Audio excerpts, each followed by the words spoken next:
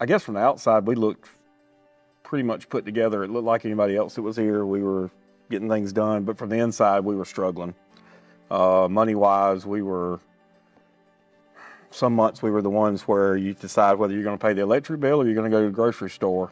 And it got compounded. We got down to one car with 3 kids, and that meant everybody had to go somewhere different every morning, and it was very challenging. To be completely honest, it was stinky, really stinky.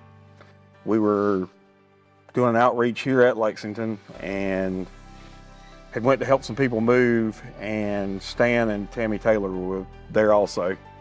And Kay had been talking to Tammy back and forth, and had a good day, helped people move, went home, and then later that night, I got a message on Facebook Messenger, and she just simply asked, would it help if we had another vehicle? Would it help Brian to be able to find a better job so maybe we wouldn't be struggling as much as we had been?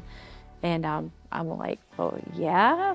we were really off. We thought it was a trick question. What's going on here? Because when she brought the message up, I was like, what does that mean? Would another car help? Well, of course another car would help, but why is she asking that? And then what'd she tell you? She ended up saying... And then I said, well, yeah, of course that would be helpful. And she wrote back, well, you have one. And I'm like, what?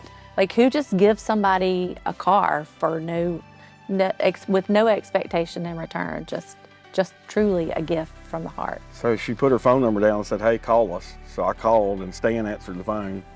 And he said, I'm gonna give you my truck. And I said, what do you mean you're gonna give me your truck? What are you talking about?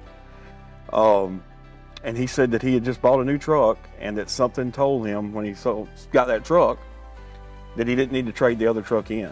And he said, in fact, Tammy said I was crazy at the time because we didn't need 2 trucks.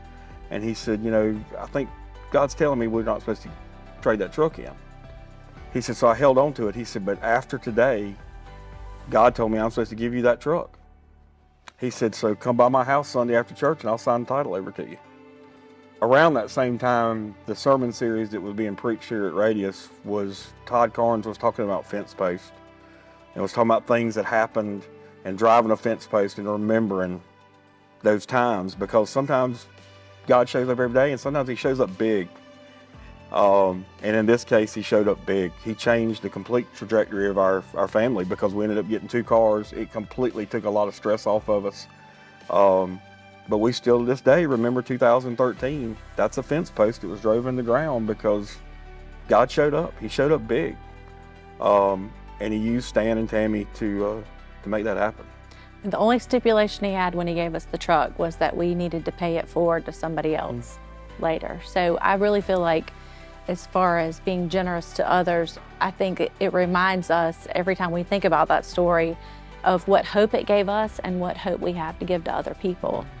Because you don't really know what kind of struggle people are going through every day. A lot of us put on masks and pretend, but when you get to know people and you get to see those needs, and there's a lot of opportunity available for all of us to be generous. Yeah. That's the neat thing about generosity. When you do it or have an act of generosity, to you it may not seem like a big deal at all. In fact, it may be nothing. And to that person, it can be life-changing. Their generosity is still paying dividends from, what just being obedient to say, I'm not going to trade a truck, and God's going to tell me to do something with it. And I mean, here we are 13 years later, and we're still talking about it.